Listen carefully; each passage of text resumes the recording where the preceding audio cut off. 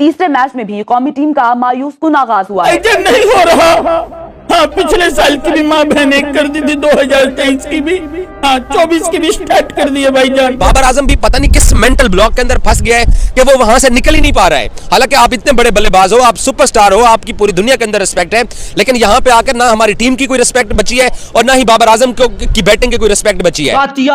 ये 2.5 किलो का हाथ नहीं, घंटे का किंग है, सिर्फ नेपाल के खिलाफ चलता है। बबरी का टाइम खराब नहीं चल रहा है, इसकी आंखें खराब हो रखी हैं, इसके बैट और पैड के बीच में इसको बॉल नहीं दिखता भाई, इसकी आंखें चेक कराओ।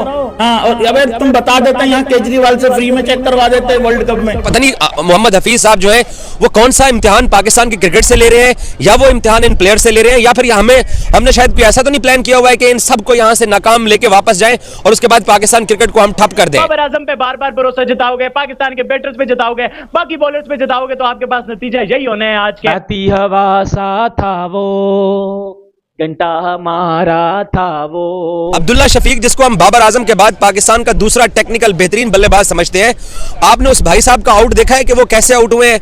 मैच की दूसरी गेंद वाइड ऑफ स्टंप के ऊपर गेंद जा रही है और वो मिचेल स्टार्क को ड्राइव करने जा रहे हैं, वो 4 स्लिप लगा के गेंद करवा रहे हैं। नहीं सीखना हमने अपनी टांगे वहीं पे फंसा के रखनी है और हमने जो है वो ड्राइव शॉट खेलनी है, वो भी वाइड ऑफ स्टंप की गेंद। अभी भी इसको अगर कोई किंग कहता है ना, किंग, बेटा किंग तो दूर की बात है, ये एल भी नहीं है, यकीन करो मैं इसे एल भी नहीं बोलूंगा। नीचे कील लगे हुए हैं हमारे पाँव के अंदर कि हम अपनी टांग को भी बाहर नहीं निकालते हैं और आगे बढ़ के जनाब हाथ आगे लंबे बाजू के साथ हम जो है वो वाइड ऑफ स्टंप की गेंदों को पर हम पता नहीं कौन सी कट लगाने, कौन से हमने जो है ना वो कवर ड्राइव लगाने की कोशिश करते हैं। इस साल की शुरुआत भी इस तरह से कर दी यार, लानत भेजो ऐसे किंग पे, लानत भेजो ऐसी बैटिंग पे। दुनिया के बड़े बड़े बैट्समैन हर किसी का कोई ना कोई फॉल्ट होता है और बाबर आजम का ये फॉल्ट है और इसमें कोई शक व शुबे की गुंजाइश नहीं है। मैं तीसरा टेस्ट मैच है लगातार मैं देख रहा हूं, वो अपनी प्लानिंग करते हैं, वो उसमें कामयाब होते हैं। हम जो प्लानिंग करते हैं हम उसमें 1% भी कामयाब नहीं होते हैं और हम बकायदा सरेंडर करके अपने हमारे हाथ पांव फूल जाते हैं। जय हिंद दोस्तों। तो दोस्तों आपने देखा कि किस तरह से आज बाबर आजम फिर से फ्लॉप हो गया, जिसको लेकर पाकिस्तानी मीडिया इसे जमकर ट्रोल कर रही है।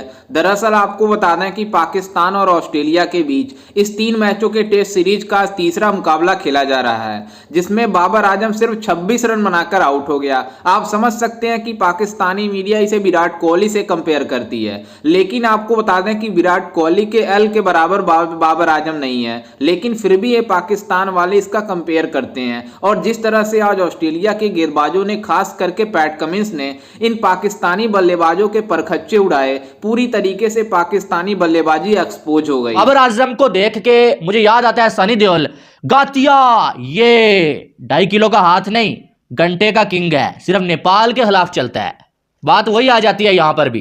तो बाबर आजम नेपाल को मिस कर रहे हैं भाई, और रावलपिंडी के फ्लैट ट्रैक्स को मिस कर रहे हैं। बाकी तो कोई रीजन समझ आ नहीं रहा है। पाकिस्तान में स्कोर बन रहे हैं भाई और बाहर जाके जो आप एक्सपोज हो रहे हैं बाबर आजम। आज अगर देखें तो आपकी अब्दुल्ला शफीक को देख लें कि पिछले मैच में तो इसने पहले कैचेस छोड़ के जो मैच जो वार दिया था, उसके बाद अगर देखा जाए बैटिंग भी इसने थर्ड क्लास की। और आज देखें कि आते साथ दूसरे बॉल पे, अब चौथे स्टंप पे वो बॉल जा रहा है भाई, उसको ड्राइव मारने जा रहा है और सीधा सीधा 4 स्लिपें लगी हुई हैं भाई, तुम कर क्या रहे हो ये? और सीधा जो आज स्मिथ के हाथ में इसने कैच दे दिया। उनका 2023 भी बहुत बुरा था। 10 इनिंग्स के अंदर 2023 में बाबर खेला हुआ था, 5 टेस्ट मैचेस के अंदर, वहां पे भी नाकाम था। और यहाँ पे फिर पैट कमेंट्स की, क्योंकि तेज हवा चल रही है, स्विंग हो रहा है, समझ नहीं आ रही है कंडीशन। हालांकि इतना फ्रेंडली बैटिंग ट्रैक है ये SCG का कि अगर ये टिक के खड़े होते, ये खेलते, तो कम से कम पाकिस्तान आज 250-300 के ऊपर सिर्फ 200-300 आउट होते। और अभी लंच के बाद की सूरत हाल क्या होगी ये तो बाद में पता चलेगा।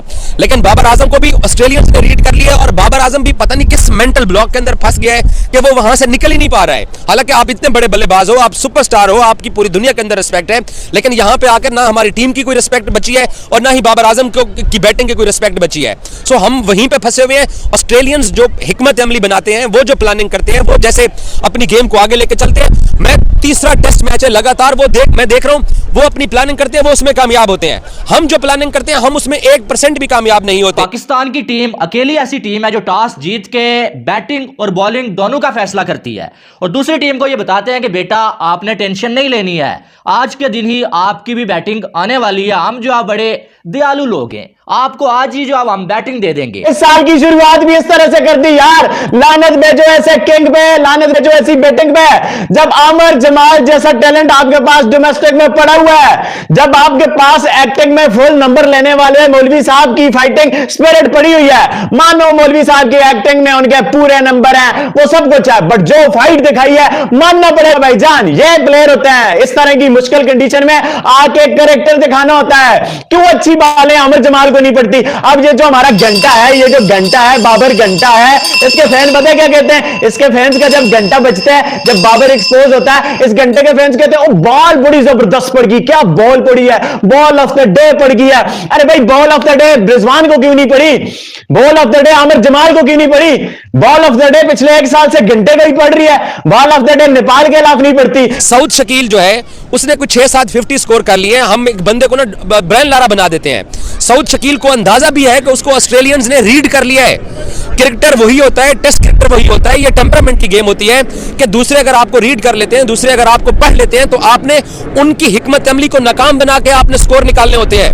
सऊद शकील को उन्होंने पर्थ टेस्ट में रीड किया कि ये शॉर्ट पिच गेंदों पे आउट होगा, और यहां पे सऊद शकील अपने पांव पता नहीं नीचे कील लगे हुए हैं हमारे पांव के अंदर कि हम अपनी टांग को भी बाहर नहीं निकालते हैं, और आगे बढ़ के जनाब हाथ आगे लंबे बाजू के साथ हम जो है वो वाइड ऑफ स्टंप की गेंदों को पर हम पता नहीं कौन सी कट लगाने, कौन से हमने जो है ना वो कवर ड्राइव लगाने की कोशिश करते हैं। और पता भी है कि ऑस्ट्रेलियंस इनको मेंटली रीड कर चुके हैं कि ये कहां पे फंसते हैं, कहां पे ये खेलते हैं। बाबर आजम की सारी दोस्ती यारी पे लानत भेज दी, फहीम अशरफ के पूरे कैरियर पे लानत भेज दी कि भाईजान तू बड़ा बेन स्टोक्स बना फिरते हैं, ये परफॉर्मेंसेस दिखा। फहीम अशरफ को कब से हम खिला रहे हैं इस पर्ची को, कोई परफॉर्मेंस दिखाई है? नहीं है परफॉर्मेंस, क्योंकि बाबर घंटे की दोस्ती यारी गैंग का ग्रुप है, नहीं परफॉर्मेंस है। आपने डोमेस्टिक का डिजर्विंग लड़के को चांस दिया, वो कहां पर आके कैसी बारी खेल के चला गया। ये क्लास होती है, ये क्रिकेट होती है, ये टीम के लिए इंपैक्ट देखो आप आमिर जमाल के रन्स का, यार कितना बड़ा इंपैक्ट है आमिर जमाल के रन्स का, कितना बड़ा इंपैक्ट है रिजवान के रन्स का। और ये घंटा जब आउट होता है टीम की लगवा के चला जाता है, ना रन्स आते हैं, ना इंपैक्ट आता है, कुछ भी नहीं आता, बस पूरी टीम जिलीलो ख्वार होकर रह जाती है। फॉर्म आएगी तेरी, नेपाल के खिलाफ सीरीज मांग रहा है ये घंटा, ये मेरे घंटे का किंग, मेरे घंटे का किंग, मेरे घंटे का किंग नेपाल के खिलाफ सीरीज मांग रहा है, मेरे घंटे का किंग बांग्लादेश के खिलाफ सीरीज मांग रहा है। पता नहीं मोहम्मद हफीज साहब जो है वो कौन सा इम्तिहान पाकिस्तान के क्रिकेट से ले रहे हैं, या वो इम्तिहान इन प्लेयर से ले रहे हैं, या फिर हमने शायद कोई ऐसा तो नहीं प्लान किया हुआ है कि इन सबको यहां से नाकाम लेके वापस जाएं और उसके बाद पाकिस्तान क्रिकेट को हम ठप कर दें। एक तो कसूर हम जो अपने मुल्क के अंदर डेड विकेटों के ऊपर खेलते हैं, यहां की तेज पिचेस पे आके हमसे नहीं खेला जाता है। तो सैम अयूब साहब सबको पता है, मैं तो एक जर्नलिस्ट हूं ना, एक रिपोर्टर हूं, मैं तो क्रिकेटर नहीं हूं। मैंने कल के वीलॉग में कहा कि सैम अयूब अपने ही बॉलर्स को नेट्स के अंदर आके खेल रहे हैं। हफीज सामने खड़े हुए देख रहे थे कि वो आता है, वो अपनी वो ड्राइव शॉट खेलने की कोशिश करता है और उसके 8 एज प्रैक्टिस के ऊपर निकले, प्रैक्टिस पिच के ऊपर उसके 8 एज निकले और उसके बावजूद उसको ओपनर खिला दिया। जहां पे ये प्रैक्टिस कल पाकिस्तानी टीम कर रही थी, मैं वहीं पे खड़े होकर मैंने वीलॉग किया, मैंने कहा इसके एज निकल रहे हैं, ये नई गेंद के साथ बतौर ओपनर ये फेल होगा, ये फ्लॉप होगा। और आप देखें कि 2 गेंदों का वो मेहमान बनाए और उसको समझ ही नहीं आई है कि वो कहां पे खेल रहा है, कैसे खेल रहा है। में जाके डे 1 पे 46 पे 4 आउट होने के बाद आपके बाबर घंटे, इस घंटे का जो किताबी प्लेयर था ना अब्दुल्ला शफीक, 0 पे आउट होने के बाद इस घंटे की जलवी का जो साथ सैम अयूब है यंग प्रॉस्पेक्ट, उसके 0 पे आउट होने के बाद वो भी रिकॉर्ड बन गया क्रिकेट हिस्ट्री में कि भाई दोनों ओपनर 0 पे जा रहे हैं। उनके 0 पे घंटा बजने के बाद, बाबर आजम का घंटा बजने के बाद 46 पर 4 होने के बाद वहां से जो रिजवान ने फाइट दिखाई है, आमिर जमाल ने फाइट दिखाई है, ये लोग हैं यार, इनको उठाओ यार। ये हमारे प्लेयर है जो हमारी टीम को अच्छा बना रहे हैं यार, जो अच्छी परफॉर्मेंस दिखाए उसे उठाओ, उसे आसमान से लगाओ, उसके साथ जो कुछ करना है करो। अब घंटे का किंग जिसकी ना कोई परफॉर्मेंस है ना कुछ है, सिर्फ पीआर की चक्कर में, लुक्स के चक्कर में हमारा बब्जी द घंटा द किंग है, कहां का यार।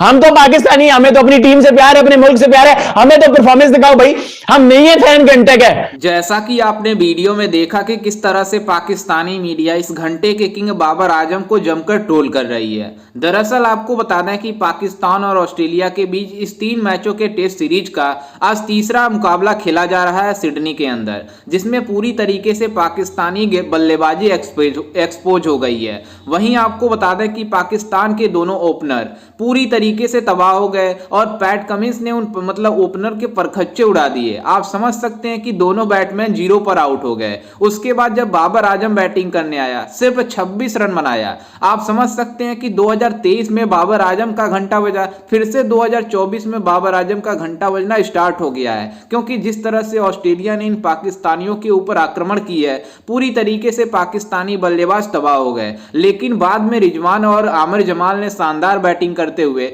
मतलब 88 और 82 रनों की पारी खेली, जिसके बदौलत पाकिस्तान की टीम 313 रन बनाकर ऑल आउट हो गई। लेकिन आपको बता दें कि पाकिस्तान एक ही दिन में आउट हो गई और फिर मतलब ऑस्ट्रेलिया के बल्लेबाज बैटिंग करने आ गए। लेकिन आपको बता दें कि जिस तरह से पैट कमिंस ने आज गेंदबाजी कराई है, पूरी तरीके से इनके अच्छे बल्लेबाजों के कमर तोड़े हैं उन्होंने। मतलब पैट कमिंस ने क्या शानदार बाबर आजम को मतलब विकेट लिया है, आप सबने देखा ही होगा। और जिस तरह से बाबर आजम एक्सपोज हो रहा है, पूरी तरीके से पाकिस्तानी मीडिया इसे जमकर ट्रोल कर रही है, क्योंकि 2023 में भी इसकी परफॉर्मेंस नहीं रही है और 2024 के स्टार्टिंग में भी इसकी परफॉर्मेंस नहीं हो रही है, जिसको लेकर पाकिस्तानी मीडिया इसे जमकर ट्रोल कर रही है। खैर, इस पर आपकी क्या राय है और आपको कैसा लगा बाबर आजम का एक बार फिर से घंटा बजा? तो हमें अपनी राय कमेंट में जरूर दीजिएगा और साथ ही हमारे चैनल को भी सब्सक्राइब जरूर कीजिएगा। मिलते हैं किसी अन्य वीडियो में, तब तक के लिए जय हिंद, वंदे मातरम।